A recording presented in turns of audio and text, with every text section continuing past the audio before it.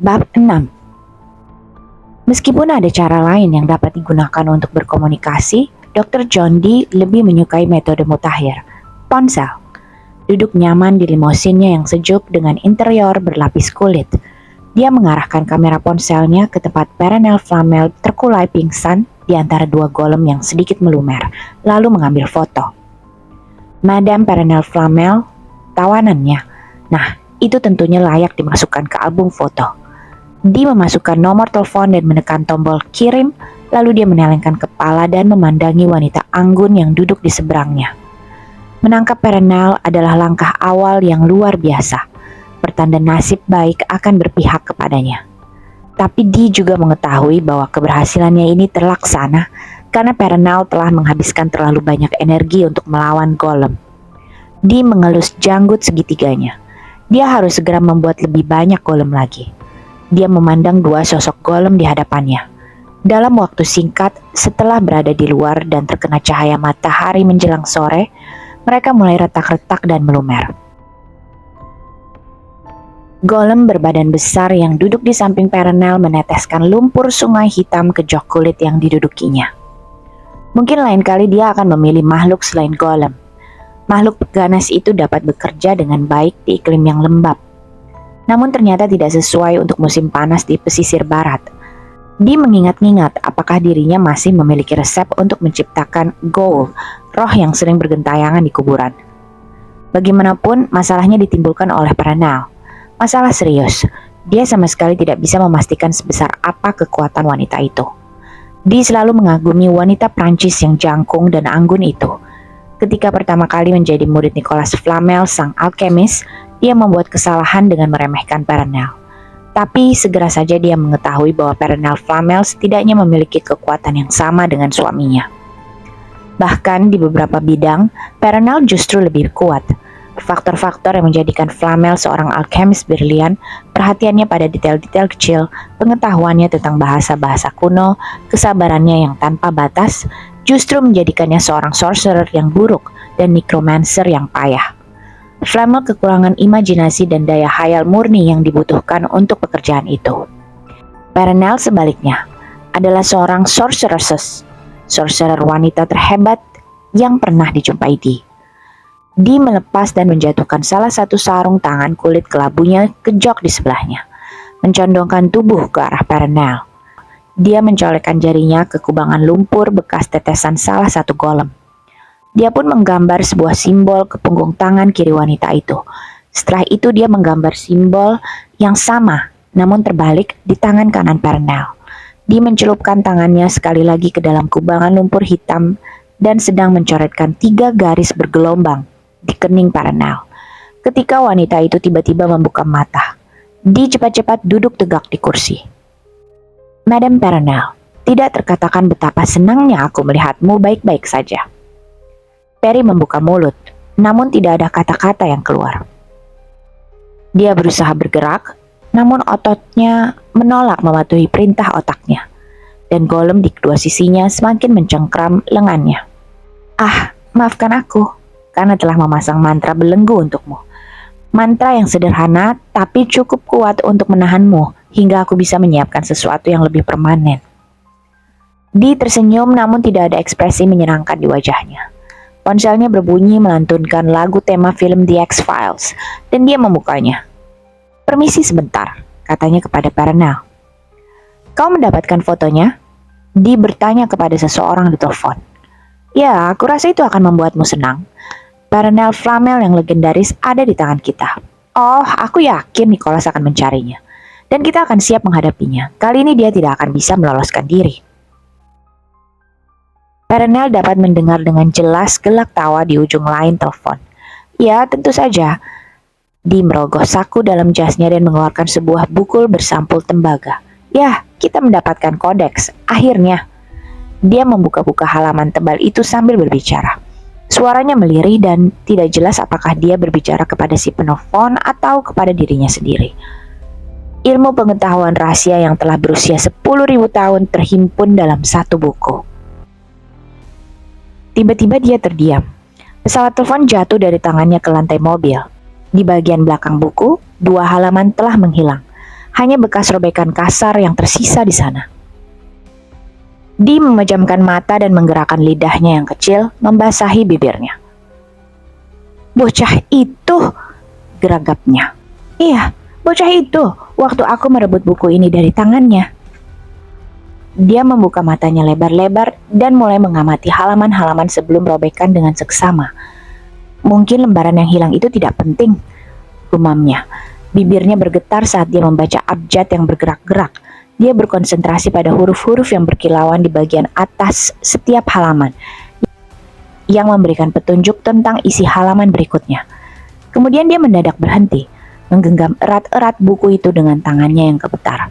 Saat dia mengangkat kepala, matanya memancarkan kemarahan. "Tidak ada pemanggilan terakhir," jeritnya. Percikan-percikan energi kuning muncul di sekeliling kepalanya, dan jendela di belakangnya seketika retak. Sulur-sulur energi putih kekuningan menetes dari giginya, bagaikan air liur. "Kembali ke tempat tadi," dia membentak sopirnya. "Kembali ke sana sekarang juga." Jangan berhenti, aku membatalkan perintahku." Flamel tidak bodoh, mereka tentu sudah lama pergi dari sana." Dia menyambar ponsel dari lantai dan menghindari tatapan Perenelle, memberikan waktu sejenak untuk menenangkan diri. Dengan tubuh gemetar, dia menarik nafas panjang dan dengan terang-terangan berusaha menguasai diri sebelum menekan nomor telepon. "Hei, kita mendapatkan masalah kecil," ujarnya dengan ringan melalui ponsel. Suaranya tenang dan tanpa emosi. "Sepertinya ada 2 halaman yang hilang dari bagian belakang buku itu. Bukan bagian penting, aku yakin. Mungkin kau bisa menolongku," katanya dengan gaya sangat santai. "Katakan kepada Morrigan bahwa aku membutuhkan bantuannya." Dee melihat Perenelle membelalakan mata, terkejut saat dirinya menyebutkan nama itu. Dia menyeringai senang. "Aku membutuhkan bakat istimewa serta kemampuan khususnya." Setelah itu dia menutup telepon dan memandang Perenelle Flamel lekat-lekat. "Akan jauh lebih mudah jika mereka mengalah dan menyerahkan kodeks kepadaku. Sekarang Morrigan akan turun tangan dan kau tahu sendiri apa artinya."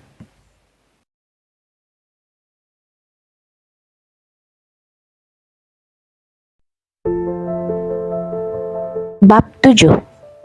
Sophie yang pertama kali melihat tikus itu. Si kembar dibesarkan di New York dan menghabiskan sebagian besar liburan musim panas mereka di California. Sehingga tikus adalah sesuatu yang baru bagi mereka. Semua orang yang tinggal di San Francisco, sebuah kota pelabuhan, akan dengan cepat terbiasa melihat tikus, terutama pada pagi buta dan larut malam, saat mereka keluar dari kegelapan, bayangan, dan gorong-gorong.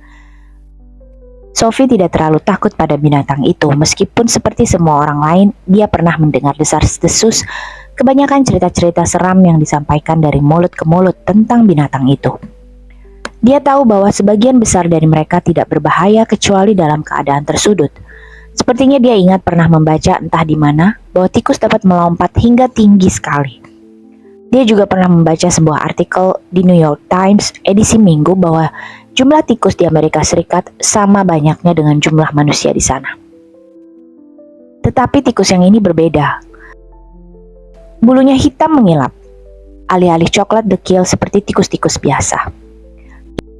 Ia mendekam, diam tak bergerak di mulut gang, dan Sophie berani bersumpah melihat mata binatang itu berkilat merah. Tikus itu sedang mengamati mereka. Mungkinkah ia tikus peliharaan yang kabur dari majikannya? "Ah, kau melihatnya juga," gumam Flamel sambil memegang lengan Sophie dan mendorongnya maju. "Ada yang membuntuti kita." "Siapa?" tanya Josh kebingungan. Cepat-cepat menengok, mengira akan melihat mobil hitam panjang milik Dee menyusul mereka. Tapi tidak ada tanda-tanda mobil apapun, dan tidak seorang pun sepertinya memberikan perhatian khusus kepada mereka. "Di mana?" "Ada tikus di mulut gang." Nicholas Flamel segera menjawab, "Jangan menengok." Tetapi terlambat. Josh menengok dan melihatnya. Seekor tikus membuntuti kita dan kau pasti bercanda." Dia memandangi si tikus, berharap binatang itu akan ketakutan dan berlari menjauh. Tikus itu hanya mengangkat kepala dan memandang Josh, membuka mulut untuk memamerkan gigi-giginya yang tajam. Josh bergidik. Ular dan tikus, dia membenci kedua binatang itu, meskipun tidak sebesar kebenciannya pada laba-laba dan kalajengking. Mata tikus seharusnya tidak merah, kan? Josh bertanya sambil menatap kembarannya, yang sejauh pengetahuannya tidak takut pada apapun. Biasanya tidak, kata Sophie. Josh menoleh kembali, dia melihat 2 ekor tikus berbulu hitam pekat, sekarang berdiam di mulut gang. Tikus ketiga muncul dari kegelapan dan ikut mengawasi. Oke, akhirnya Josh berkata, aku sudah pernah melihat manusia yang terbuat dari lempung. Kurasa aku bisa menerima tikus pengintai. Apakah mereka bisa bicara? Dia mengungkapkan rasa ingin tahunya keras-keras. Jangan konyol, tukas Flamel. Mereka cuma tikus. Sebenarnya Josh tidak mengira pertanyaannya akan dianggap konyol. Apakah dia yang mengirim mereka? Tanya Sophie. Dia sedang melacak kita. Tikus-tikus itu mengikuti kita berdasarkan aroma tubuh kita yang tertinggal di toko. Rapalan mantra sederhana memungkinkan dia melihat apa yang dilihat oleh mereka. Tikus-tikus itu adalah kaki tangan rendahan tapi efektif, dan setelah mendapatkan aroma kita, mereka akan terus membuntuti hingga kita menyeberangi air. Tapi aku lebih mengkhawatirkan mereka. Flamel menunjuk ke atas dengan dagunya. Sophie dan Josh mendongak. Di atap-atap bangunan di sekeliling mereka, sejumlah besar burung berbulu hitam berkumpul.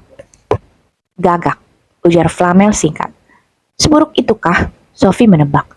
Sejak saat dia menginjakan kaki ke toko buku, tidak ada kabar baik yang didengarnya. Bisa jadi sangat buruk, tapi kupikir kita baik-baik saja, kita sudah hampir sampai. Flamel berbelok ke kiri dan memimpin si kembar memasuki pusat Chinatown pecinan yang eksotis di San Francisco. Mereka melewati Hotel Samwong, lalu berbelok ke kanan menuju seruas jalan yang penuh sesak. Lalu secara mendadak berbelok ke kiri memasuki sebuah gang sempit. Berbeda dengan jalanan yang relatif bersih, gang-gang di tempat itu dipenuhi oleh tumpukan tinggi kardus dan tong sampah terbuka yang mengeluarkan bau manis asam tajam, makanan basi. Gang sempit yang mereka masuki berbau sangat busuk.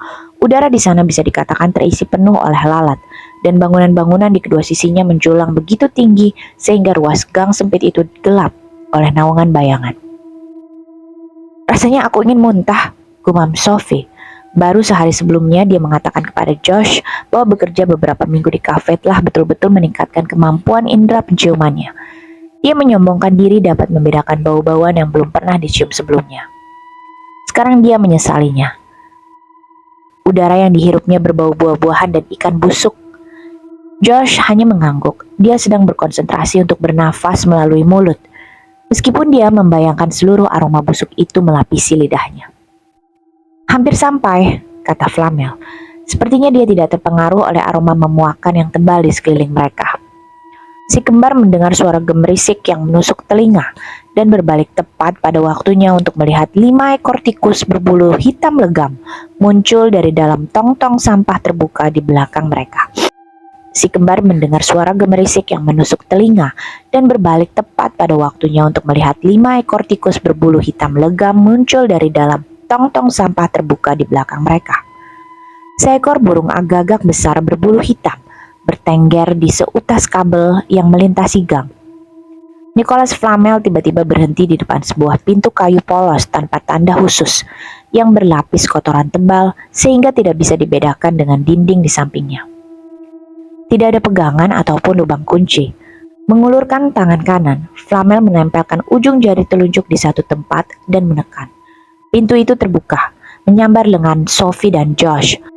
Flamel mendorong si kembar masuk dan menutup pintu di belakang mereka. Setelah terbebas dari bau memuakan di gang, udara di ruangan yang baru saja mereka masuki terasa harum, manis oleh aroma melati dan bau-bauan eksotis lainnya. Si kembar menarik nafas dalam-dalam. Bergamot, kata Sophie mengenali aroma samar jeruk, juga yang atau patchouli, biang parfum sepertinya. Aku terkesan, kata Flamel. Iya, aku sudah terbiasa dengan aroma herbal di kafe. Aku suka sekali dengan teh-teh eksotis. Sophie terdiam, tiba-tiba menyadari bahwa dia berbicara seolah-olah dirinya tidak akan pernah kembali ke kafe dan mencium aroma-aroma eksotis di sana lagi.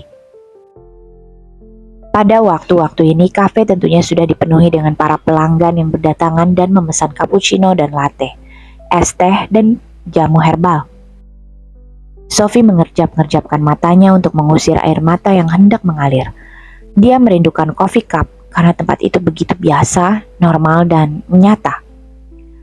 Di manakah kita? Tanya Josh memandang ke sekelilingnya setelah matanya terbiasa dengan cahaya temaram. Mereka berada di sebuah ruangan panjang, sempit dan bersih tanpa noda. Dindingnya dilapisi oleh kayu berwarna terang, sementara tikar putih beranyaman rumit terhampar di lantai. Sebuah pintu sederhana yang sepertinya dilapisi kertas terdapat di ujung koridor. Josh hendak menghampiri pintu itu ketika tangan besi Flamel mencengkram bahunya. "Jangan bergerak," gumamnya. "Tunggu, lihat. Perhatikan, jika kau mengingat 3 kata itu dalam pikiranmu, kau mungkin akan bertahan hidup hingga beberapa hari lagi." Merogoh sakunya, Flamel mengeluarkan sekeping uang logam. Dia meletakkan koin itu di ibu jari dan melontarkannya ke udara.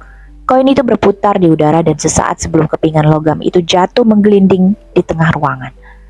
Terdengar desisan samar-samar dan sebuah anak panah kecil berujung lancip membelah udara, menembus tepat di tengah koin dan memakunya ke dinding. "Kalian sudah meninggalkan dunia aman dan membosankan yang kalian kenal," ujar Nicholas Flamel dengan nada serius, menatap bergantian pada si kembar. "Tidak ada lagi yang normal. Kalian harus mulai mempertanyakan segalanya. Harus menunggu sebelum bertindak, harus melihat-lihat sebelum melangkah dan memeriksa segala sesuatu. Aku mendapatkan pelajaran ini dari ilmu alkemi. Kalian akan menganggapnya bermanfaat di dunia asing yang mau tidak mau akan kalian masuki ini." Flamel menunjuk ke arah koridor. "Lihat dan perhatikan. Katakan padaku apakah yang kalian lihat." Josh melihat lubang kecil pertama di dinding. Lubang itu tersamar menyerupai pola kayu di dinding. Setelah menemukan lubang pertama tersebut, Josh menyadari bahwa ada puluhan lubang di dinding. Dia bertanya-tanya apakah di balik setiap lubang itu tersembunyi anak panah mungil yang cukup kuat untuk menembus logam. Sophie melihat bahwa lantai yang mereka injak tidak menempel dengan rapi ke dinding. Di 3 tempat yang berbeda di sebelah kiri dan kanan di dekat sudut antara lantai dan dinding, terdapat celah yang terlihat jelas. Flamel mengangguk. "Bagus, sekarang perhatikan. Kita sudah melihat apa yang bisa dilakukan anak panah itu, tapi ada pertahanan lain." Dia mengeluarkan selembar tisu dari sakunya dan melemparkannya ke lantai, ke dekat salah satu celah sempit di dekat dinding. Bunyi dentingan logam terdengar sekali. Kemudian sebilah pisau besar berbentuk busur muncul dari dinding, mencacah-cacah tisu hingga menjadi serpihan-serpihan kecil dan menyusup kembali ke dalam dinding. "Jadi seandainya anak panah itu tidak mengenaimu," Josh memulai, "pisau itu akan membabatmu." Sophie menyelesaikan ucapan Josh. "Kalau begitu bagaimana kita bisa mendekati pintu?" "Kita tidak akan melakukannya," kata Flamel sebelum berbalik dan mendorong dinding di sebelah kirinya. Seluruh bagian tembok itu terbuka ke belakang, dan mereka bertiga memasuki sebuah ruangan luas tanpa perabot.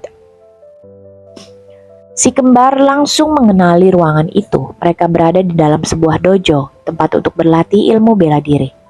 Sejak anak-anak, mereka berdua belajar taekwondo di berbagai macam dojo seperti ini di seluruh Amerika Serikat. Mengikuti orang tua mereka yang berpindah-pindah pekerjaan dari satu universitas ke universitas lain.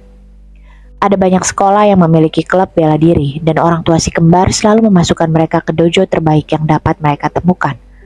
Sophie dan Josh sama-sama menyandang sabuk merah, satu tingkat di bawah sabuk hitam. Berbeda dengan dojo-dojo yang lain, bagaimanapun tempat ini tampak polos dan sederhana, dengan dekorasi bernuansa putih dan krem, berdinding putih dengan tikar hitam terhampar di lantai. Tetapi yang langsung menarik perhatian mereka adalah sosok berkaos dan bercelana jeans putih yang duduk sendirian, memunggungi mereka di tengah ruangan. Rambut rancung berwarna merah cerahnya menjadi satu-satunya warna mencolok di seluruh dojo. "Hei, kita dapat masalah," Nicholas Flamel berkata terus terang kepada orang itu.